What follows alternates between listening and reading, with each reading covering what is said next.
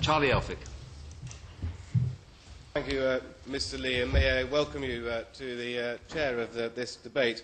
And may I also congratulate my humble friend, the member for Esher and Bolton, on securing this extraordinarily important debate, and the Backbench Business Committee for doing such great work ensuring that we've had the chance to have this discussion. And I want to keep my remarks brief because so much has been said in the evolving consensus of this debate on all sides. Particularly want to pay tribute to the Honourable Lady, the member for Bolton South East, and the Right Honourable Gentleman, my honourable friend, the member for North East Fife, for their particularly powerful contributions. It strikes me that there has long been a tradition that Parliament is the last backstop for the liberty of the subject and the protection of the rights of property.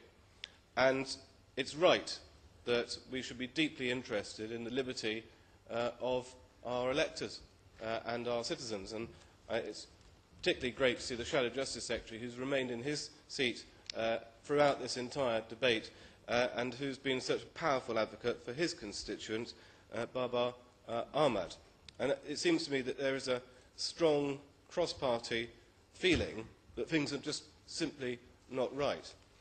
In particular, if I could just pick up on this issue, first of all, a deep sense that if you are in the UK and if you commit a crime in the UK, the man in the street, person in the street, the natural sense that we all have is that you should be prosecuted in the UK for that act, not taken away from your home, your loved ones, your community, and all that you know, and taken to a different foreign country to be prosecuted for an offence that you have committed here, if it is an offence in this country.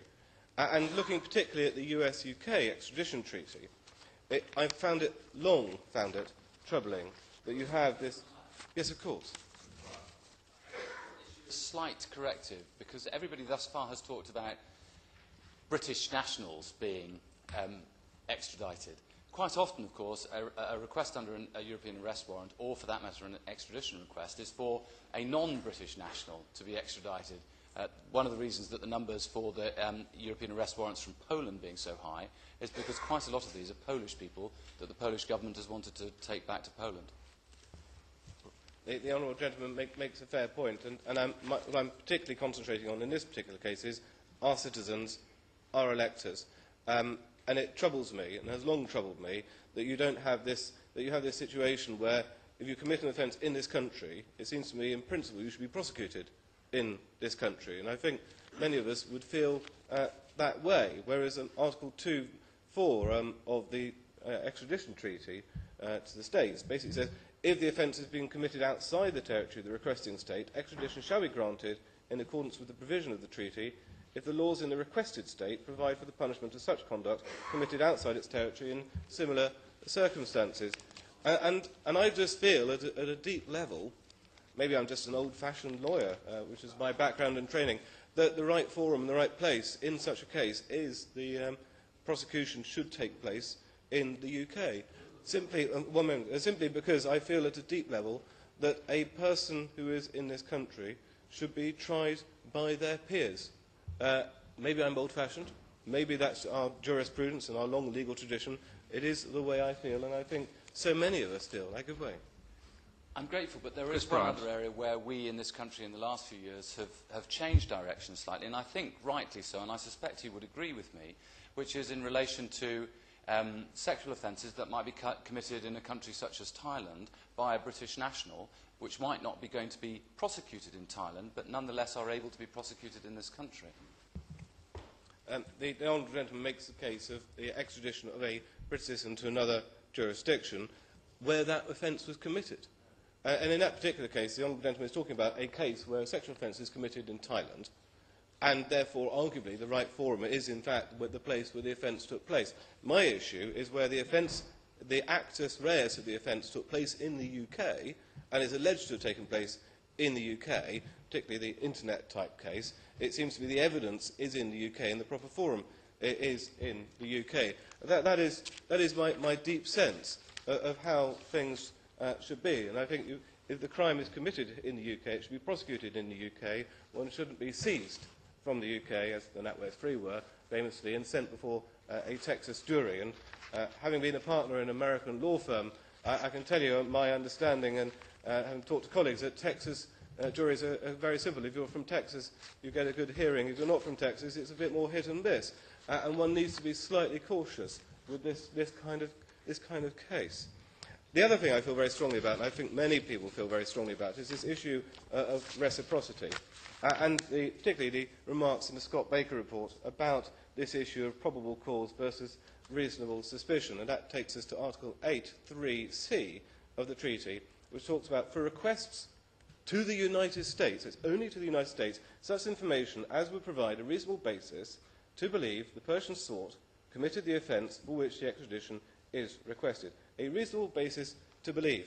This finds, of course, its origin in, I believe it's the Fourth Amendment to the United States Constitution, passed in, if I recall correctly, 1791, and that in turn, interestingly, found its heart and motivation in our jurisprudence in the very famous landmark case of Elphicke and Carrington in 1765. So while sometimes I feel in our Parliament we forget some of our finer and more enduring principles, the Americans seem to embed it slightly more effectively. And the Scott Baker report effectively says, well, there isn't really a difference between probable cause and reasonable suspicion.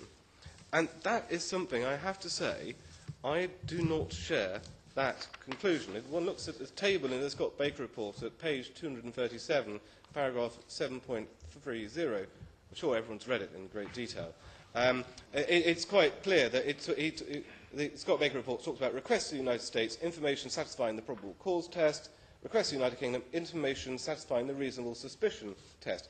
So is there a difference, or is there not a difference, between probable cause and reasonable suspicion? Scott Baker would say there isn't. Well, then let's look at the slightly more of the detail.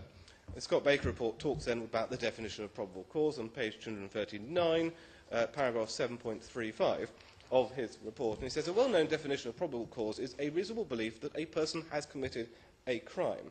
The Oxford Companion, likewise, information sufficient to warrant a prudent person's belief that the warranted individual had committed a crime. So what we're really talking about is a difference here between reasonable suspicion and reasonable belief. And I would say belief is a rather higher test than simply suspicion. Belief, let me give the colleagues an example. Let us assume that your order paper in the house has suddenly gone missing, and you think a colleague has taken it. But which colleague? There are so many surrounding you. If you see the order paper poking out of a colleague's jacket, and you can just see a part of it, then you have a reasonable belief that they have taken it. But if you don't, and you just suspect that the ne'er-do-well sitting next to you has done it, that is reasonable suspicion, because he's done that kind of thing before. So belief is a higher test than suspicion.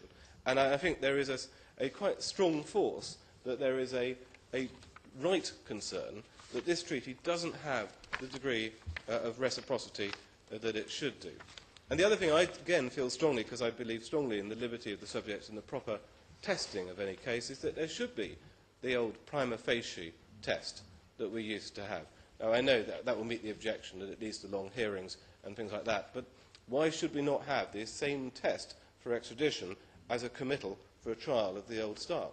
It seems to me that that is the right way to go, because we should be cautious before sending our citizens abroad.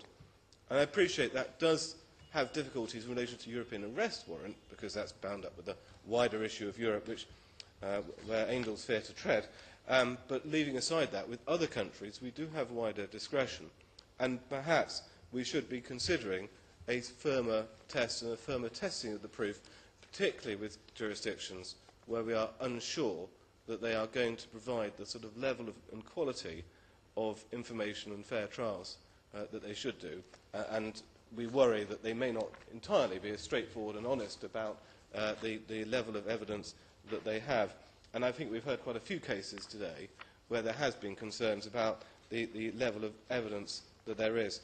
And I would just close with this and ask the Minister to, in his response, to clarify my understanding that there is 24 British citizens who have been extradited to America and 1 American to the UK. In that case, out of the 24, given that the treaty was originally entered into for the purpose of terrorism, how many of that 24 are on terrorist charges or have been terrorist related, and how many have not been? I think that would be germane as to how correctly led the House was by the introduction of the treaty at the time, because it was said that at the time it was about terrorism and not the wider scope of things. And finally, I do think that there should be a backstop power for the Secretary of State to not authorise extradition, and that reintroduction should be considered, just to have an extra protection, discretionary protection, to favour the liberty of the subject, and that we should be extra cautious, super cautious, before sending any of our citizens to face trial in another jurisdiction.